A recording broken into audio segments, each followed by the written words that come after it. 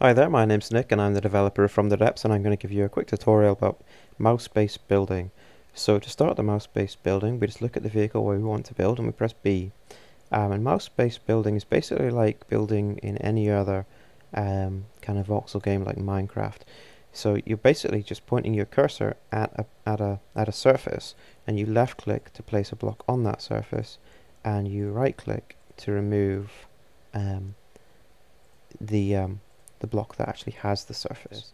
Now it's worth mentioning up front that the game actually runs much better if you use keyboard-based building, but mouse-based building is there for players who maybe are still playing other construction games and don't want to have to change the way they build very regularly, from one game to the next.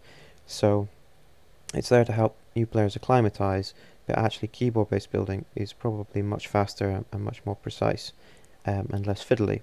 And there's another tutorial on keyboard-based building, and you can access keyboard-based building in-game at any point by pressing F3. So that shows you basically how you add and remove blocks. The next thing we need to know is how to actually rotate the block. So we just hold tab actually, and then that allows W, A, S, and D to rotate the block in different ways. And one final thing is that you can press G to get the cursor to actually point in specific directions. They'll basically make it point the way the camera is facing if you press G, just tapping G, which is quite handy. And now we're going to move on to 6 complicated techniques. So the first one is if you look at a block and you press R, it will actually select that block, which is quite nice. Secondly, if you press N, it will create a mirror plane, and you can create them in lots of different directions.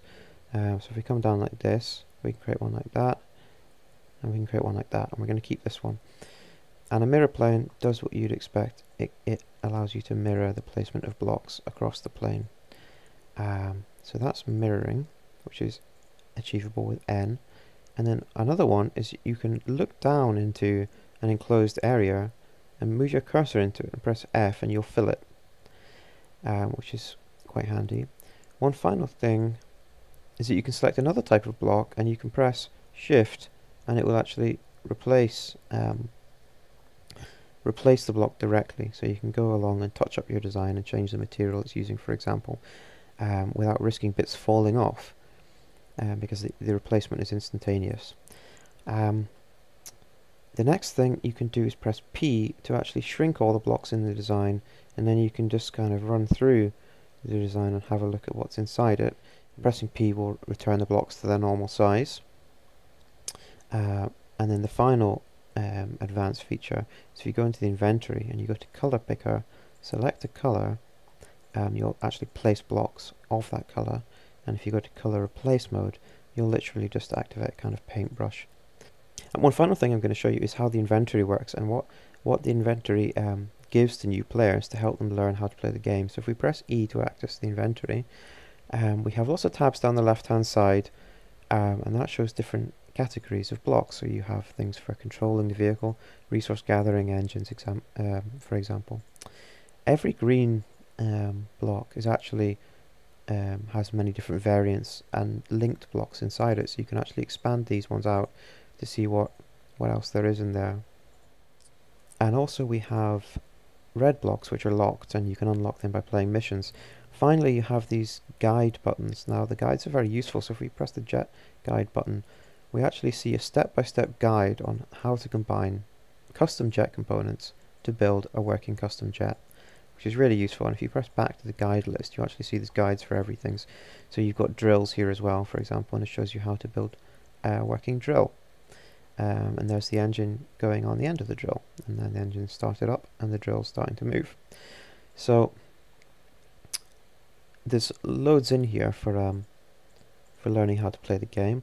Everything has got a description on a panel on the right hand side, so you can read all about it. Finally, there's these 3 tabs down the bottom. New object allows you to place, for example, a new vehicle or a new fortress, or some turrets and spinning blocks. Load sub-object allows you to actually save turrets and spinners in here and then load them back again afterwards. And prefabs is extremely useful for new players. So, for example, we can select the drill prefab, and we can actually come along and place an entire drill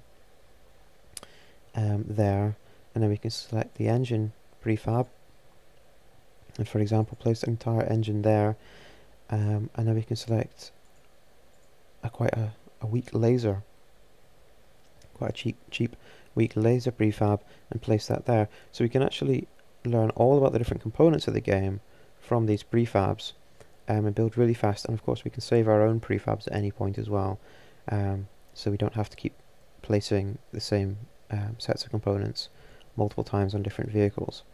So hopefully there's everything you need in here to learn how to play the game. You've got the prefabs, you can load and save objects from different vehicles and put them on your own vehicles. You've got descriptions, you've got guides. Where appropriate, there's actually links to documentation. So some blocks have a link to documentation where you can read specifically about them. So yeah, hopefully there's everything you need here, and good luck.